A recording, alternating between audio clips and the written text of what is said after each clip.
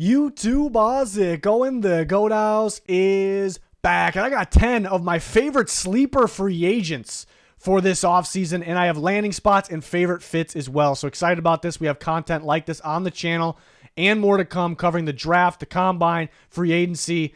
Excited about this time of the year. So join us. Help us get to 100K. We're almost there. Appreciate you guys very much.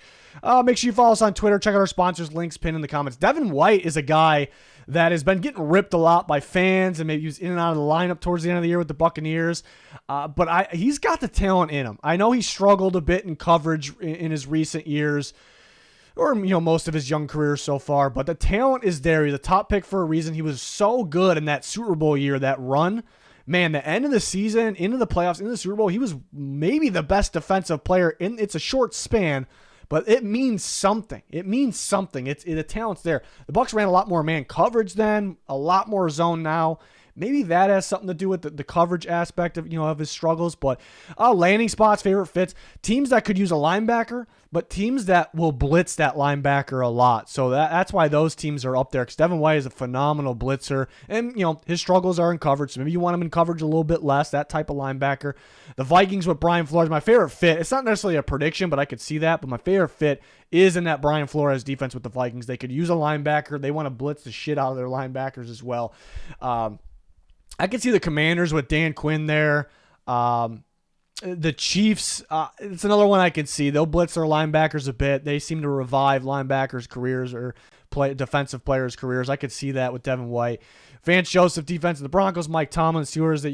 Definitely some solid fits there as well. My favorite fit is that Brian Flores defense with the Vikings. We're starting this video off with some linebackers, and Kenneth Murray is another one. A lot of upside still. He was such a big-time prospect. For Oklahoma, a unique, versatile piece. Like, you could rush him off the edge. He looked really good there. And the Chargers really didn't use him that way. Yeah, they blitzed him a little bit, but you got to blitz him more. You got to use him off the edge in unique situations on obvious passing downs. Get more creative with this guy. So I think if he finds the right home, he can be special. He can be a special piece. So some similar teams that need a linebacker that may blitz the linebacker a little bit. Could a team take him and use him more off the edge? Because, again, small sample size at Oklahoma. But he looks really good in that category. But if somebody were to do that, man, I could see Dan Quinn and the Commanders doing that. The Patriots are kind of known for doing that. Like, is he an off-ball linebacker? Is he an edge rusher? They always got players like that. So I could see it. Some of those blitzing teams as well. Maybe Mike Zimmer and the Cowboys would like him. My favorite fit's the Chiefs. They took his former teammate, Drew Tranquill. I thought he played better for the Chiefs this year. I mean, that game against the Ravens, the AFC Championship game, was ridiculous. The Chiefs just make defensive players better. They get the most out of him. I could kind of see him in that Willie Gay role, too, which is he is a free agent. So maybe the Chiefs get him back. But I do like the fit in that Spagnuolo defense with the Chiefs. And we just mentioned Drew Tranquill, and we're going to talk about him. He looked really solid for the Chiefs this year, and he didn't always start. That AFC Championship game against the Ravens, he was their best defensive player. He was the best defensive player on the field for the Chiefs for sure. He was all over the place, do-it-all type linebacker. So again, some similar teams pop up that can use a linebacker like that. The Cowboys stood out. They could definitely use a linebacker. It was a struggle for them this year. They also had injuries there. That was a big piece. But I just view him as a Mike Zimmer type linebacker. Do-it-all type of guy here. So I thought it was a pretty good fit with the Cowboys. But we started this video off with some linebackers that I really like in free agency, quite underrated. How about Darnell Mooney, the Bears receiver? When he first came, I liked him a lot out of Tulane, too. I thought he was a sleeper prospect. He was really good there. And then when he first came in the league, he was solid for the Bears right away. And he just did not have that connection in the recent years with Justin Fields. There's just something... I guess Fields wasn't always seeing guys down the field. Mooney is a downfield type guy, so that could be it. But with receivers, I don't think talent really disappears. They could decline when they're older, but he's just coming off his rookie contract. So I think the talent's definitely in there for sure. So I think he could definitely revive his career going somewhere else. Some teams that could use a receiver, but we get specific as well because Mooney played a lot in the slot, but he can line up outside as well. So teams that are kind of specifically looking for that type of receiver, I think the Titans probably need that type of receiver the most. I do like the fit with the Falcons because they got this big-time outside receiver in Drake London. They have this big-body tight end slash receiver in Kyle Pitts. They don't have this guy. They don't have the quick, speedy guy that you can play in a slot or play outside. Ryan Pace, who drafted Darnell Mooney, is also with the Falcons, so that made sense as the best fit in my opinion for Mooney. So we'll see if that happens. Yeah, more so just my favorite fit, not necessarily predictions, but I can, these would be decent predictions as well. Another receiver is Kendrick Bourne, who always been underrated. When he's with San Francisco, like, he was sneaky good. When he's with the Patriots, he was sneaky good, and he was really good in the beginning of this year, like by far the best receiver for the Patriots. Then he got injured. That's the tough part, but he's another like do-it-all type receiver. I think you can line him up anywhere, slot outside. He's going to get open. He's going to catch the ball. Is he going to be extremely flashy or speedy? Not really, but he does everything very well. So some similar teams that need a receiver that I can see with. Something about the Saints. It just seems like a Saints receiver to me. A team that's going to value, evenly running and passing the ball. A guy that's not afraid to block in the run game. A guy that's going to get some quick separation. I think they're going to be done with Michael Thomas. Shaheed, a totally different type of receiver, but is a free agent. It's pretty much Olave in there, who was always an outside receiver. They played a bit in the inside this year, but getting another guy that can play both, and the Saints probably won't be crazy spenders in free agency because their cap situation, but they'll try to get somebody, and they'll value finding a receiver. It just feels like a guy that they would like in their offense moving forward. So that was my favorite fit. Does somebody overpay for him? I mean, the Saints can't get him. I can definitely see that as well. Next, Clyde EdwardsHelaire at LSU. He was fantastic. That whole roster was ridiculous, obviously. Very physical, running the ball, and then one of the better pass-catching backs we've seen as a prospect. And it hasn't really worked out with Kansas City, but if you remember that first year in Kansas City, he looked ridiculous. Like, he looked like he was going to be that next big thing. And then some minor injuries popped up, and then when he was on the field, he didn't. He had some flash plays. He still does. He still has some flash plays. I think it's the matter of getting him on a team where you get him more reps and kind of get him heated up, get him going. The Chiefs a little bit different. Yeah, he was, Pacheco was the better back, and then some teams that I think could use that type of back. Definitely see him with the Ravens, but they might view Justice Hill and Mitchell as that type of back. The Bengals playing with Joe Burrow. Jamar Chase again would be pretty huge because that was the greatest college football team I ever watched. Bears could use a back. If they do draft Caleb Williams, the guy that kind of gets out in space, having that receiving running back to kind of dump it off in space makes a lot of sense. The Texans could use a back for sure, Singletary free agent. And the Vikings, they can use a back, and they are a pass first type team these days, so having that pass catching back makes sense. I'm going to go with the Bengals. Some rumors about them moving on from Joe Mixon. Is it worth it? They're a team that's a pass first team. He looked ridiculous when he had Joe Burrow as his quarterback at LSU. So that is definitely my favorite fit. We'll see if the Bengals view themselves as needing a running back. I think if they move on from Mixon, then possibly, and then definitely I'd say Brown looked pretty good though when they did use him a little bit last year. How about Drew Lock? I mean, how about a quarterback as a sleeper? And Lock he had a really good career at Missouri, really good. We knew he had upside because of his rocket arm, and he can make some pass rushers miss and kind of get out in space, throw on the run. He's just a little crazy with the ball, and he does need a pretty solid offensive line.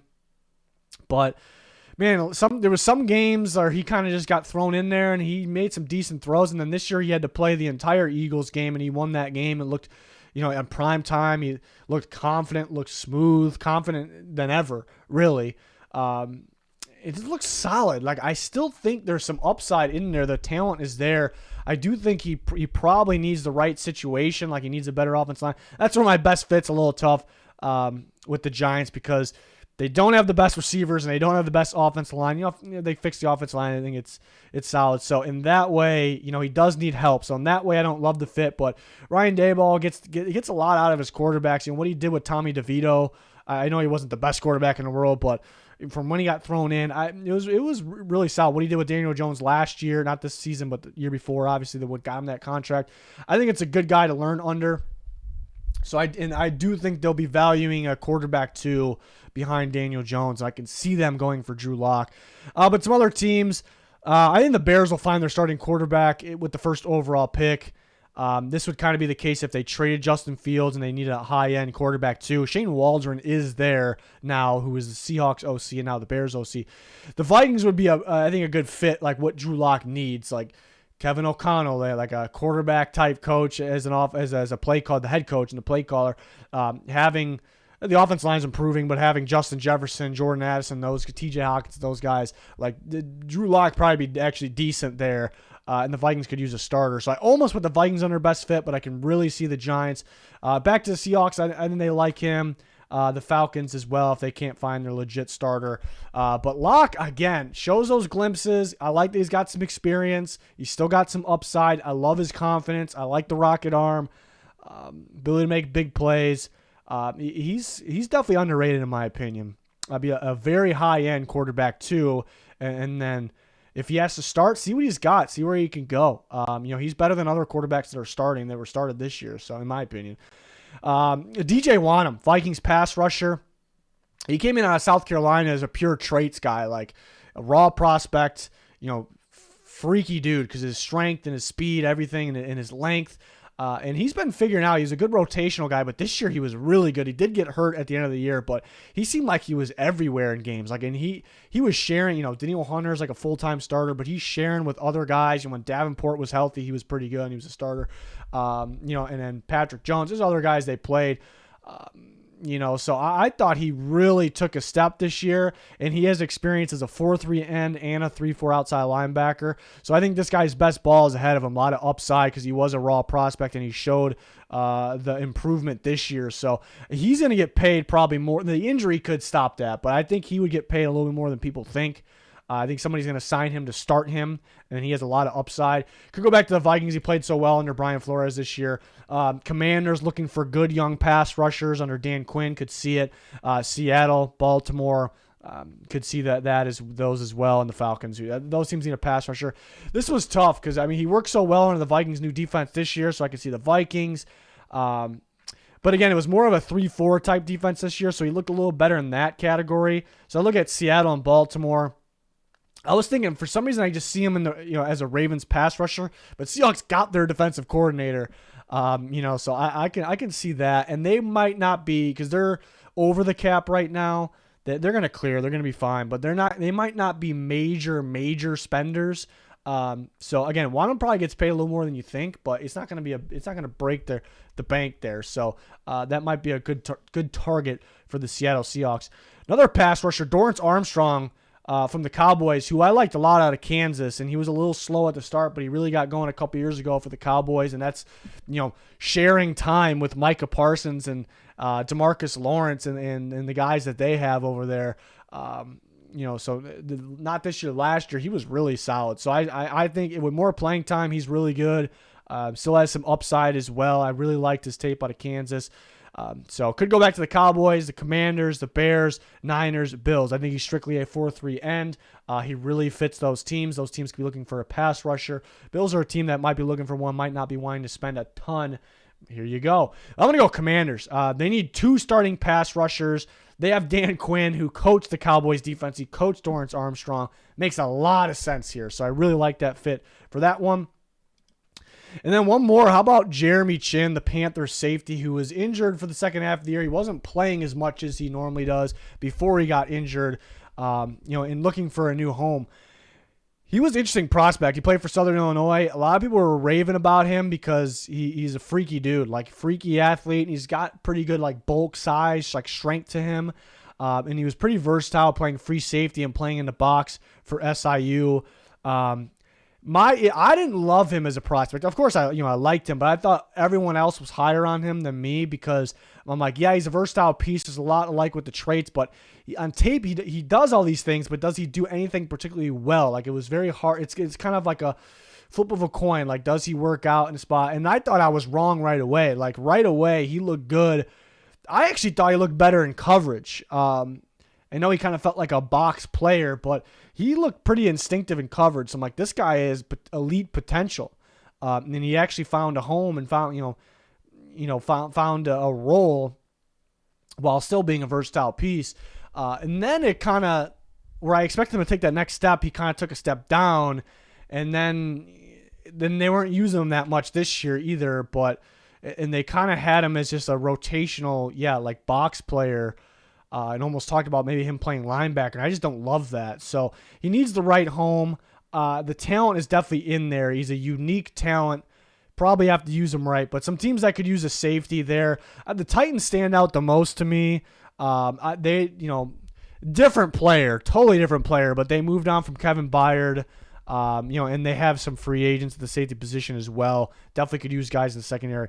I think, new coaching staff, new look defense. I think they'll be looking for a versatile piece at the safety position that could play free, strong, and I guess kind of what they were doing with Kayvon Wallace, which they could bring him back, but it's a different staff in there. But a guy that also can man up, on a tight end and man up guys, in the box area, and that's Jeremy Chinn to me. So I think the Titans would really like him, with this slightly new look defense here. So I don't think he'll be overly expensive, but it's a guy that's like, it's a boomer bust free agent. Like, I think he's either, if he finds the right home, like somebody that signs him is definitely gonna have a plan for him. Like, we're gonna use this guy the right way.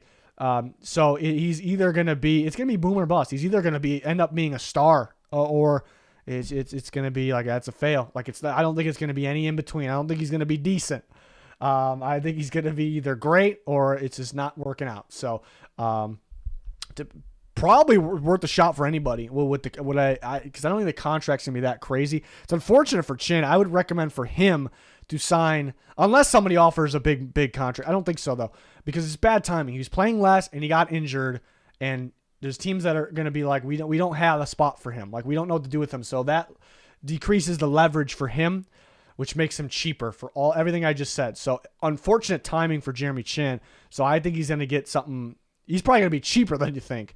Because the name is kind of big. So I would recommend for him no more than 2-year deal.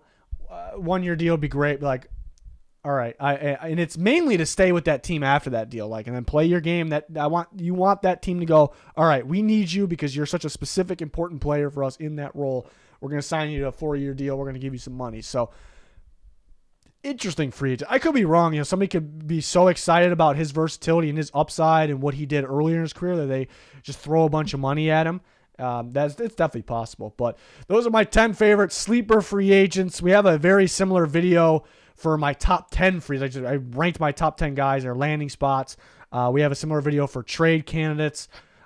We have a cuts video, more trades video, signings video. We got you guys with all that free agency and just offseason content in general. More to come before the combine hits. We'll have combine videos as well. Free agency grades when the time is right for that during free agency. Then the draft is right around the corner after that. So really excited. Hopefully you guys can join us. Hopefully help us get to 100K. Very important to follow us on Twitter for our instant news and breakdowns. Links pinned in the comments for that, and our sponsors GLD Shop and Liquid IV. It's going to do it. Thanks for watching. Goodbye.